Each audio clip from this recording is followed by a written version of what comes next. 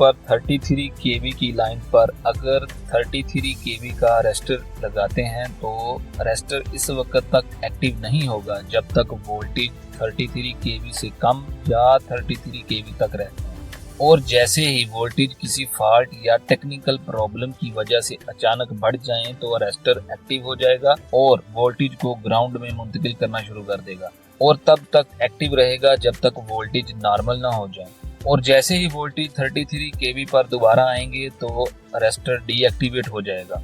Arrester के दो terminal point होते हैं, एक पॉइंट पर मेन लाइन को कनेक्ट किया जाता है और दूसरे पॉइंट को ग्राउंड के साथ। इसीलिए जब वोल्टेज बढ़ते हैं तो अरेस्टर इजाजत देता है वोल्टेज को अपने अंदर से पास होने की और वोल्टेज को ग्राउंड तक पहुंचाने की। ये क्यों जरूरी है? क्योंकि ये ना सिर्फ इलेक्ट्रिकल सिस्टम को महफूज रखते हैं बल्कि महंगे आलात को खराब